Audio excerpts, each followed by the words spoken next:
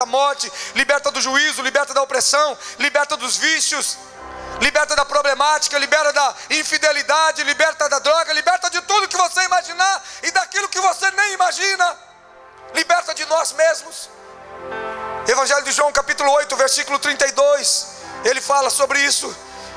O Senhor Jesus diz assim: conhecereis a verdade, e a verdade vos libertará.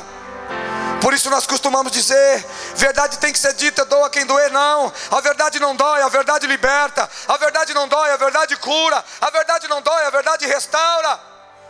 A verdade regenera. A verdade nos torna diferentes.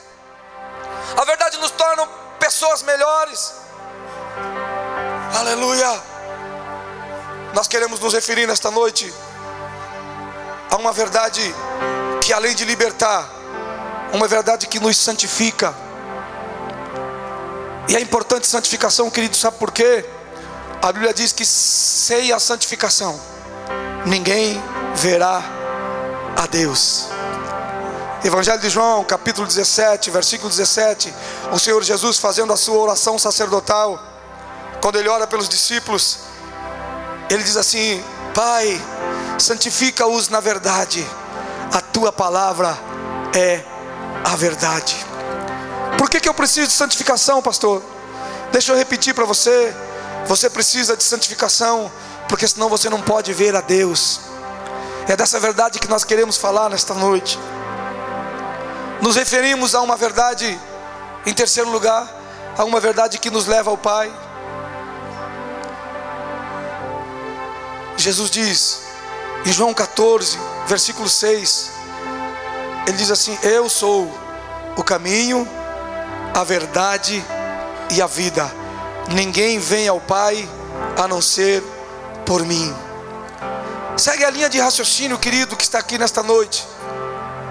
De que adianta as verdades do mundo, se todas elas juntas, se fosse possível fazer uma conferência mundial, com os melhores legisladores, com os mais entendidos de direitos, da escola romana de direito, os maiores catedráticos em direitos, e falar sobre o que é verdade, e definir os maiores filósofos, e pudesse ser definido um conceito de verdade nesta terra, um paradigma de verdade pudesse ser definido, de que adiantaria se todo o conceito de verdade que o mundo poderia definir não nos traria nenhuma destas coisas? Não nos traria nem a libertação, não nos traria a santificação e não nos levaria a Deus. Mas a Bíblia é muito clara quando diz, eu vou repetir, em João 8:32, e conhecereis a verdade, e a verdade vos libertará. Depois em João 17:17, santifica-os na verdade, a tua palavra é a verdade. Santificação, nós precisamos de santificação, porque numa vida sem santificação, de pecado, de mentiras, ninguém verá a Deus. E por último, João 14:6, o texto áureo da evangelização nesse aspecto. Ei, eu sou o caminho, a verdade e a vida. Jesus ministrando: ninguém vem ao Pai a não ser por mim. Quando ele diz eu sou o caminho, nós precisamos lembrar de algo que já é dito aqui algumas vezes, mas eu quero repetir. Quando ele diz eu sou o caminho, nós precisamos entender que aquilo que não é caminho é beco e não leva a lugar nenhum. Quando ele diz eu sou a verdade, ele está dizendo que aquilo que não é verdade é mentira e vai levar à morte, porque a verdade traz vida, mas a mentira traz morte. Quando ele diz eu sou a vida, a mesma coisa, aquilo que não é vida é morte, é condenação. Aleluia.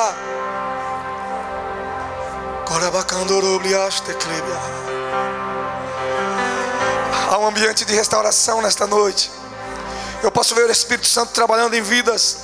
Quem sabe alguém esteja sendo inquietado agora pelo Espírito Santo, e o Espírito Santo dizendo: ei, abandone as tuas verdades e permita que eu comece a ministrar a minha verdade na tua vida, a minha realidade de vida. Porque você não vai ter mais uma vida só tua. Você vai ter, como diz em João capítulo 10, versículo 10, se não me falha a memória, o diabo não vem senão para matar, roubar e destruir, mas eu vim para que vocês tenham vida, e vida em abundância. É a verdade que gera isso que nós estamos falando nesta noite. Queridos, e como eu disse antes, aqui sim Quando nós falamos dessa verdade, aí nós temos preço a pagar. E aí eu volto para o versículo que nós lemos: compra a verdade e não a venda. Depois que você compra a verdade e não vende ela de jeito nenhum, aí ele vai para lá para comprar a instrução, comprar a sabedoria, comprar a disciplina.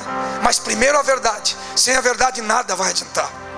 Não adianta ser disciplinado, não adianta ter instrução, ter conhecimento, não adianta ter sabedoria, não adianta ter tudo se não estivermos firmados nesta verdade sacrossanta da palavra de Deus. Se estivermos firmados, se não estivermos firmados em Cristo Jesus, quem sabe você vai dizer: pastor, eu não preciso ser crente, porque eu sou uma pessoa verdadeira, eu sou honesta, eu não roubo, não mato, eu não faço tanta coisa aí, eu não adultero.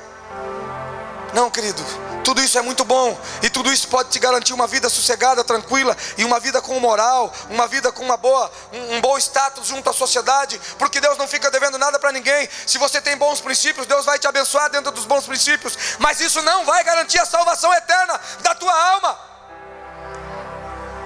A única coisa que garante salvação eterna é a verdade em Cristo Jesus, porque Ele é a própria verdade, e é dessa verdade que nós estamos falando, e por isso tem preço. Boas obras não levam ninguém à salvação. Ser verdadeiro no contexto da terra não leva ninguém à salvação. Nós precisamos crer no Senhor, para que a verdade dele seja enxertada em nós, para que a verdade dele seja implantada em nós. Aleluia, você precisa crer. Aplauda o Senhor, mas aplauda com força mesmo.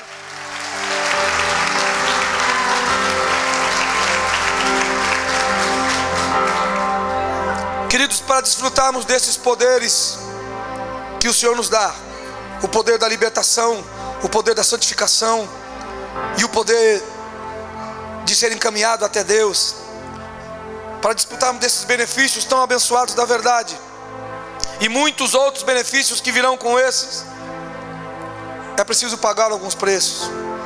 E como eu disse antes, preços que na verdade são simbólicos, pois o grande e verdadeiro preço já foi pago pelo Senhor Jesus na cruz do Calvário. Até porque nós não poderíamos pagar o preço que era exigido. Por falar em preço, deixa eu lembrar de algo que é um conceito entre a maioria daqueles que pregam a palavra de Deus.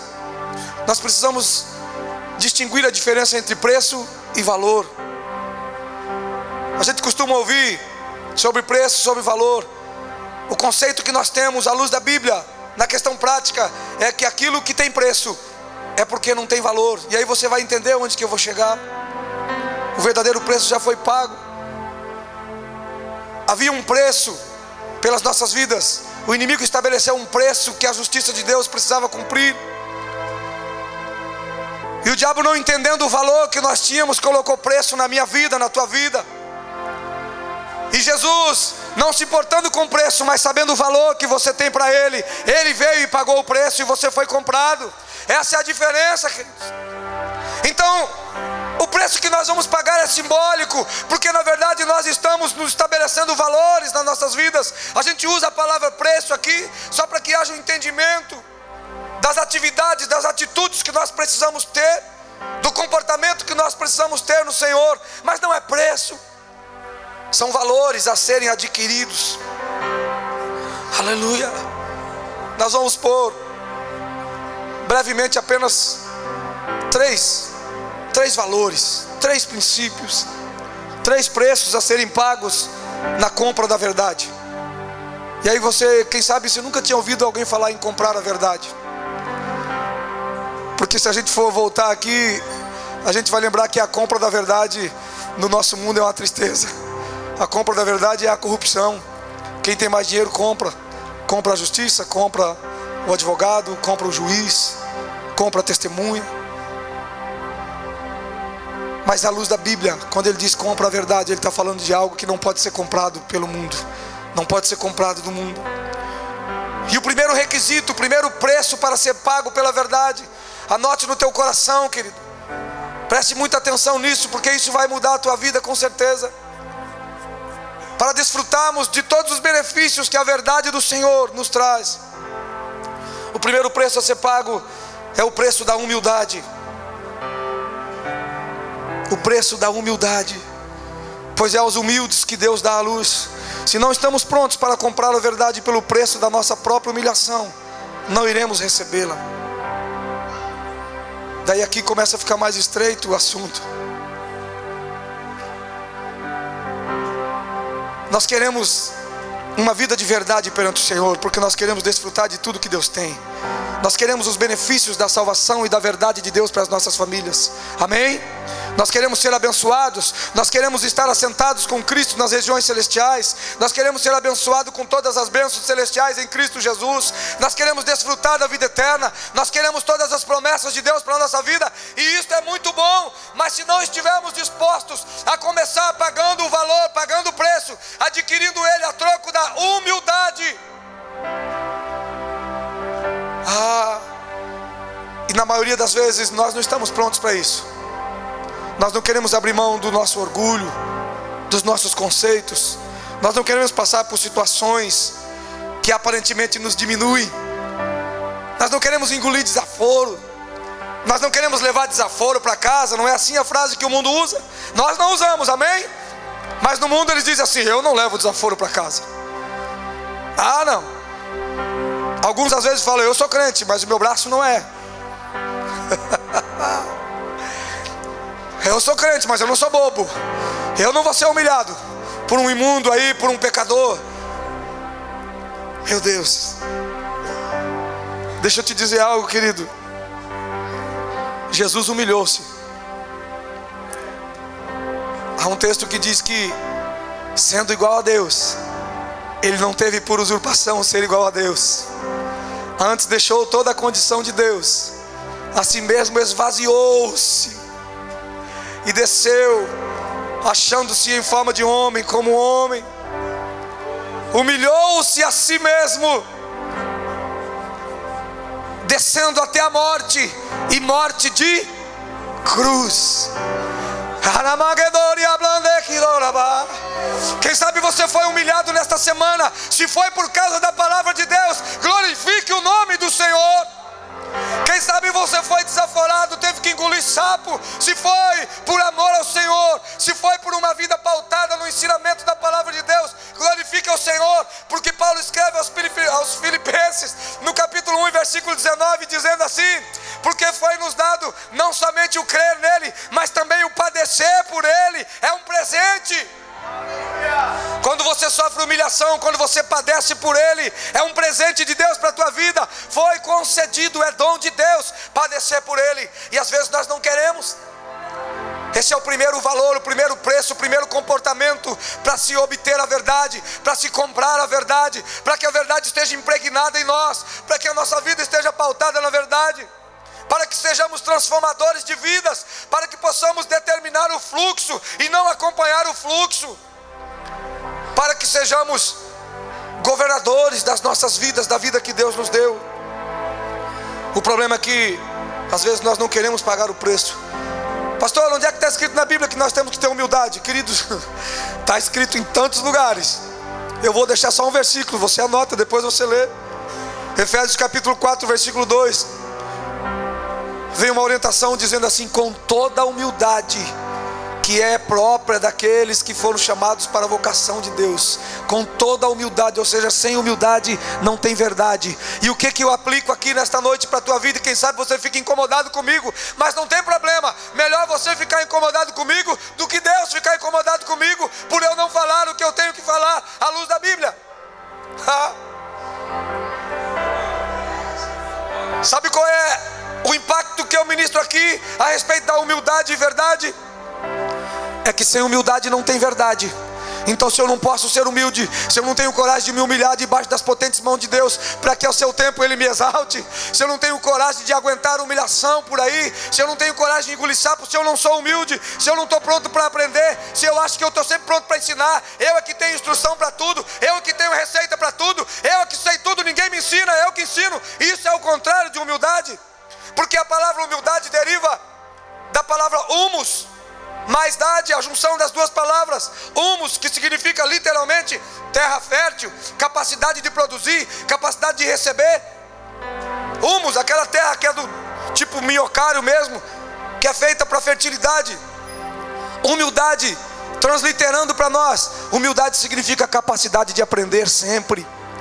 Cada vez que eu não estou pronto para aprender com o meu irmão, com o meu pastor, com o meu líder, com o meu esposo, com a minha esposa, com os meus filhos, com meus pais, com minhas mães, com a minha mãe, cada vez que eu não estou pronto para aprender, eu não tenho humildade. Se eu não tenho humildade, eu não estou na verdade. Se eu não estou na verdade, eu sou uma farsa, uma mentira. Eu não sou real. Ai, doeu em mim também. E quem sabe seja por isso que eu não estou desfrutando de tanta coisa que eu queria desfrutar, de tanta promessa que a Bíblia me dá, gratuita. Só precisa ter a verdade, andar na verdade, viver a verdade, comer a verdade, expressar a verdade, exalar a verdade. As pessoas precisam olhar para você e ver que você é verdadeiro. Mas as pessoas só vão ver a verdade em você quando primeiramente você for humilde. Segundo preço para nós caminharmos e concluirmos. Segundo preço é o preço da paciência. Queridos, julgamento precipitado e decisões desesperadas não são nem de perto característica daqueles que vivem a verdade de Deus. Não são nem de perto característica daqueles que têm a revelação de Deus, daqueles que podem estar a vidas através da verdade, daqueles que esperam em Deus. Se estamos na verdade, querido, nós sabemos que ela é fato. E o que Deus prometeu para nós não pode cair por terra. Então nós temos que ter paciência e esperar no Senhor. E sobre paciência, é só você pegar o Salmo 40 e o versículo 1, que ele vai dizer assim: esperei com paciência no Senhor, e Ele inclinou para mim, ou Ele se inclinou para mim, e ouviu o meu clamor. Amados, nós poderíamos citar, preste atenção em mim por favor agora, porque é muito importante.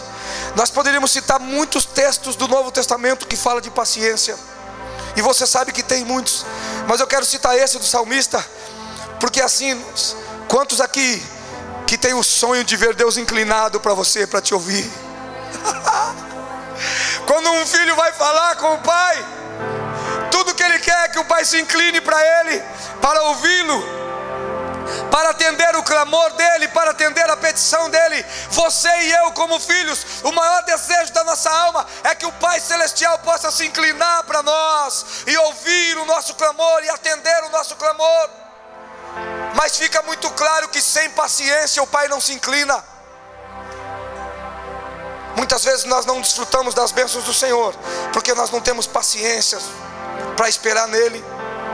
Quer ver Deus se inclinando para você, ouvindo o seu clamor? Tenha paciência.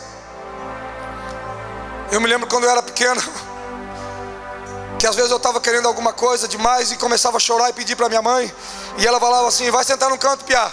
E eu falava: não canto não. Tenha paciência, Piá. Paciência não. Irmãos, mas eu tive que aprender. Sabe qual é o problema? O problema é que a paciência é produzida pela experiência, e a experiência é produzida pela tribulação. E aí é por isso que é difícil ter paciência, porque ela é produzida no calor da tribulação. Deixa eu te dar 2 exemplos bíblicos de paciência e de falta de paciência. Abraão não teve paciência, e você sabe o tamanho do problema que ele arrumou. Havia uma promessa de Deus sobre a vida dele, mas ele não teve paciência para esperar o que Deus prometeu. Ele resolveu fazer por conta própria. Ele tomou decisão precipitada, desesperada, e ele tentou ajudar a Deus. E ele arrumou um problemão com Ismael, vocês sabem disso. Mas depois, lá no livro de Hebreus, no capítulo 6, no versículo 13, se eu não me engano, versículo 11, não, versículo 15, a Bíblia vai dizer que Abraão esperou com paciência, e por isso ele teve Isaac. Mas foi depois. Ele teve que aprender a duras penas. Às vezes nós só aprendemos as duras penas. Ficamos teimando porque queremos logo. E quanto mais nós queremos logo, mais tempo demora. Quanto menos paciência você tem, mais tempo vai demorar, querido. Mas Deus está à porta, querendo se inclinar para você. Mas quem sabe quando Ele está pronto para inclinar, você vai lá e mete os pés pelas mãos. Deixa eu dar um exemplo de alguém que teve paciência. Jó teve paciência.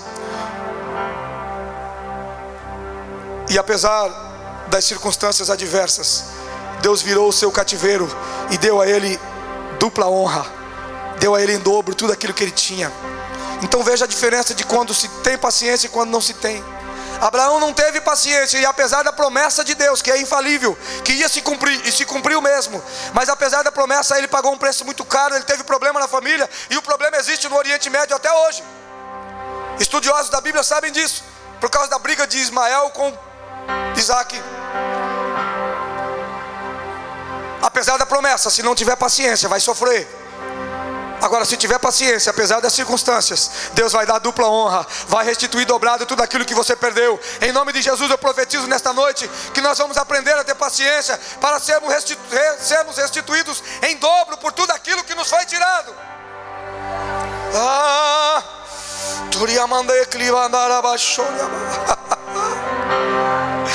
Meu Deus, o Novo Testamento, como eu disse antes, está recheado de textos sobre paciência.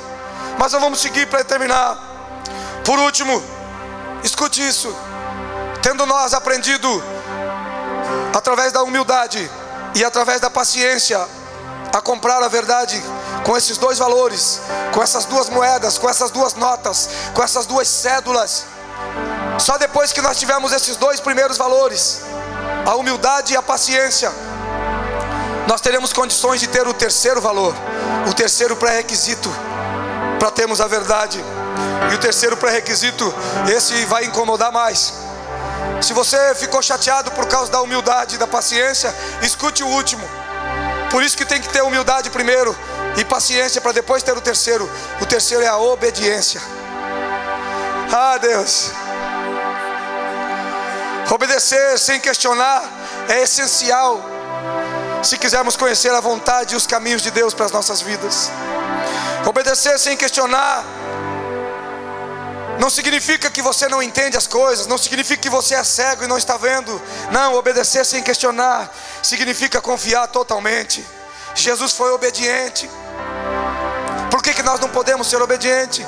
Como nós costumamos dizer, quando nos entregamos a Cristo de verdade, quando queremos ter uma vida de relacionamento com o Senhor, nós trocamos o nosso ABCD pelo obedecer de Deus, que é muito mais, que é... Meu Deus, tem gente que ainda é analfabeto no obedecer de Deus. Às vezes nós vivemos dando com a cara na parede porque não aprendemos a ler. A leitura de Deus, o alfabeto de Deus é obedecer. Pastor, mas é ruim demais obedecer. Não é ruim, queridos, é bom. Sabe como é bom? Deixa eu ler para você de novo um texto que eu citei antes. Jesus foi obediente. Efésios, melhor dizendo, Filipenses capítulo 2, versículo 8, diz assim: e achando-se na forma de homem, humilhou-se a si mesmo, tornando-se obediente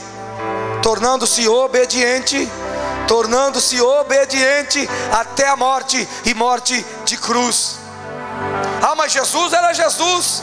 Jesus ele não era só homem, ele era Deus também. Então ele conseguia obedecer, porque ele, além de ser 100% homem, ele era 100% Deus. Não, se você não quer Jesus como parâmetro, que é o melhor de todos, pegue Paulo como parâmetro. Paulo obedeceu e muito. Nós teríamos muito exemplo, mas vamos citar apenas um. Paulo foi obediente quando você olha no capítulo 26, versículo 19 de Atos. Paulo, quando ele é colocado diante do rei Agripa, sendo preso, e o rei Agripa começa a interrogá-lo, e ele quase converte o coração do rei Agripa. Isso está lá registrado.